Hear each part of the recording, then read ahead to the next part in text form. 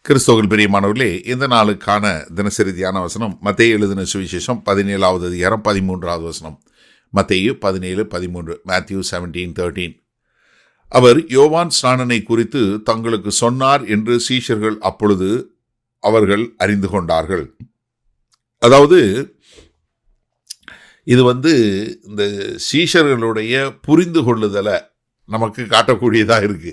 என்னன்னா, இவ்வளவு காலம் கூட இருந்து அவர் சொல்றாரு, எல்லாத்தையும் கேட்டாங்க. ஆனால் இப்போதான் அவங்களுக்கு என்ன புரியுது, இது ஆண்டவர் எப்படி யோவான் ஸ்நானகன் எலியாவுடைய ஒரு தீர்க்க தரிசன காரியத்தை நிறைவேற்றினார் என்று சொல்றத அவங்களுக்கு இப்போதான் புரியுது. அவங்க ஏன்னா கர்த்தருடைய காரியங்கள் அவங்களுடைய இருதயத்தில் இதுவரைக்கும் தோன்றலை. இப்போதான் தேவனுடைய திட்டம் என்ன அப்படிங்கிறது அவங்களுக்கு தோன்றக்கூடியதாக இருக்கிறத நம்ம பார்க்குறோம். எனக்கு இதில் இன்னொரு பெரிய ஆச்சரியம் என்னென்னா, ஒரு சின்ன காரியம். இந்த வசனத்தை பார்க்கும்போது யோவான் 1வது அதிகாரம் 21வது வசனத்தில் பார்த்தீங்கன்னா, எருசலேமிலிருந்து யூதர்கள் லேவியரா ஆசாரியர்லாம் அனுப்பிச்சு அவர்கிட்ட கேள்வி கேட்குறாங்க. அப்பொழுது அவர்கள், பின்னே யார், நீ எலியாவா என்று கேட்டார்கள். அதற்கு அவன், நான் அவன் அல்ல என்றான். நீ தீர்க்கதரிசியானவரா என்று கேட்டார்கள். அதற்கும் அல்ல என்றான். என்ன, யோவான் ஸ்நானனுக்கே தெரியாது. சரி, பார்த்தீங்களா? அதாவது தேவனுடைய திட்டம் எப்படி ஒன்னொன்னா அப்படி நிறைவேறுதுன்னா, அதை நிறைவேற்றுகிறவர்களுக்கே தெரியாத அளவுக்கு தேவனுடைய ஞானம் இருக்கக்கூடிய ஒரு காரியம் இருக்கிறது. இங்க அவங்களுடைய இதில் அவங்களுடைய கேள்வியிலிருந்து இப்போதான் அவங்களுக்கு வருது. இயேசு கிறிஸ்து இந்த 11வது வசனத்திலே 12வது வசனத்திலே எலியாவினுடைய காரியங்களை குறித்து சொன்னதுக்கு அப்புறம் தான் இப்போதான் அவங்க ஆஹா, இதுதான் இப்போ கனெக்ட் த டாட்ஸ் சொல்லுவாங்க இல்லையா, ஒன்னோட ஒன்றை தொடர்பு பண்ணி, ஆஹா இப்போதான் புரியுது, இவர் தான் யோவான் ஸ்நானகனை பற்றி தான் சொல்கிறாரு அப்படின்னு சொல்லக்கூடியதாக.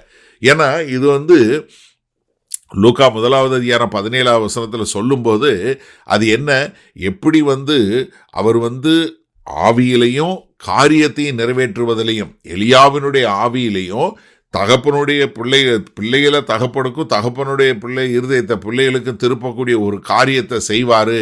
அவர் அவருடைய மனம் திரும்புங்கள், கர்த்தருடைய ராஜ்ய சமீபத்தில் இருக்கிறது அப்படின்னு சொல்லக்கூடிய ஒரு காரியத்தை யோவான் ஸ்நானகன் சொன்னார். அது மல்கியாவுடைய தீர்க்கதரிசனுடைய நிறைவேற்றம் என்று சொல்லக்கூடிய ஒரு காரியத்தை இப்போதான் அவங்க புரிஞ்சு கொள்ளக்கூடிய ஒரு காரியமாக இருக்குது. அப்போ ஆவிக்குரிய முறையில் அவங்களுக்கு வரக்கூடிய புரிதல் கொஞ்சம் கொஞ்சமாக இருக்க நம்ம பார்க்க முடிகிறதா? அதாவது முதலே அவங்களுக்கு எல்லா காரியமும் தெரியல. ஏன்னா நம்ம நல்லா தெரிஞ்சுக்கொள்ளணும், தீர்க்க தரிசனங்கிறது நம்ம எதிர்பார்க்கிற வகையில் தான் நிறைவேறும் என்ற அர்த்தம் இல்லை. அது எப்படி வேணாலும் நிறைவேற்றுவார். நம்ம என்ன, அதை புரிந்து கொள்ளக்கூடிய மனத்தாழ்மையோடு ஏற்றுக்கொள்ளக்கூடிய காரியத்தில் இருக்க வேண்டும் என்பதை மிக தெளிவாக நமக்கு காட்டக்கூடியதாக இருக்கிறது. சரி, இந்த நாளில் இந்த வசனத்தை நம்ம எப்படி எடுத்துக்கொள்வது? நல்லா தெரிஞ்சு கொள்ளுங்க. ஆவிக்குரிய ஒரு உள்ளான அர்த்தங்கள் கொஞ்சம் கொஞ்சமாக காலத்தோடு தான் நமக்கு தெரிஞ்சு கொள்ள முடியும். நீங்கள் அதாவது உங்களுக்கு இப்போ நான் என்னுடைய வாழ்க்கையிலிருந்தே சொல்ல முடியும். நான் ஒவ்வொரு நாளும் ஆண்டவருடைய வார்த்தையிலிருந்து நானும் கற்றுக்கொள்கிறேன். நான் உங்களுக்கு சொல்லி கொடுக்குறேன். இப்போ நான் நான் ஊழியம் ஆரம்பித்த நாள்லேருந்து இன்றைக்கு வரைக்கும் பார்த்தீங்கன்னா, என்னுடைய வளர்ச்சியை பார்க்கும்போது எனக்கு ஒரு பிரமிப்பாக இருக்கும். அந்த அளவுக்கு கர்த்தர் எனக்கு சொல்லிக்கொண்டே வருகிறார். இப்போ என்னன்னா, இது என்ன பண்ணக்கூடாது, இதை கேட்டுட்டு இருக்க உங்களுக்கு என்ன பண்ணக்கூடாது, உங்களுக்கு ஒரு மனசோர்வு கொடுக்கூடாது, டிஸ்கரேஜ் ஆகக்கூடாது. நீங்கள் மாறாக என்ன பண்ணணும்னா, நீங்களே யோசிச்சு பாருங்கள். இப்போ கேட்டு உங்களுக்கும் தேவனுடைய வார்த்தையை புரிந்து கொள்ளக்கூடியதா கொஞ்சம் கொஞ்சமாக எவ்வளவு அழகாக தேவனுடைய வார்த்தையை புரிஞ்சு கொள்றீங்க. ஏன்னா சீஷர்களுக்கே என்ன தேவை இருந்துச்சு, கர்த்தராய் இயேசு கிறிஸ்து மத்தேயு 11வது அதிகாரத்தில் சொன்னார், 14வது அதிகாரத்தில் சொன்னார், இப்போ 17வது அதிகாரத்தில் இப்படி சொன்னதுக்கு அப்புறம் தான் அவங்களுக்கே புரியுது. அப்போ என்ன, கொஞ்சம் கொஞ்சமாக அப்போ ஒரு ஆவிக்குரிய முறையில் உள்ள ஒரு வளர்ச்சி என்ன, கொஞ்சம் கொஞ்சமாக காலத்தோடு தான் வளருது என்பதை நம்ம புரிஞ்சு கொள்ளணும்.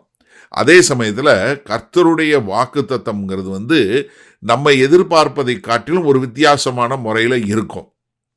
அதனால் நம்ம ஒரு திறந்த மனதோட கர்த்தர் தன்னுடைய வார்த்தையை எப்படி நிறைவேற்றுகிறார், யார் மூலமா, எந்த காலகட்டத்தில் எப்படி நிறைவேற்றுகிறாருங்கிறத நம்ம எதிர்பார்க்கிறோம் பாருங்க. நம்ம இப்படி தான் நடக்கணும் ஒரு கற்பனை பண்ணி வச்சிருப்போம் பாருங்க. அப்படி இருக்கணும்னு அவசியம் இல்லை.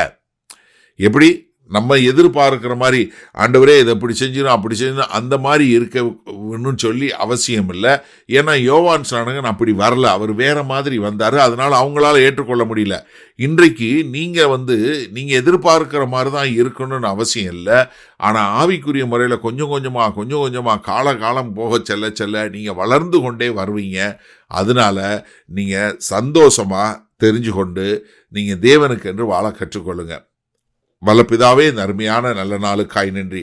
ஆண்டவரே, இதோ யோவான் ஸ்நானகனுக்கோ அவர் அந்த சீஷர்களுக்கோ புரிந்து கொள்வதற்கு அவ்வளவு காலமானது. அதே போல ஆண்டவரே, நாங்களும் எங்களுக்கு ஆவிக்குரிய முறையில் எங்களுடைய வளர்ச்சி ஆண்டவரே ஒரு காலகட்டத்தில் கொஞ்சம் கொஞ்சமாய் வருவது என்பதை நாங்கள் புரிந்து கொண்டோம். அதனால் நாங்கள் சோர்ந்து போகாமல் முன்னேறி செல்ல எங்களை ஒப்புக் கொடுக்கிறோம். மீட்பெரும் இரட்சகருமாகிய இயேசு கிறிஸ்துவின் மூலம் பிதாவே, ஆமேன். கர்த்தர் உங்களை ஆசீர்வதிப்பாராக. நாம் இன்று மாலை மண்ணால சந்திப்போம்.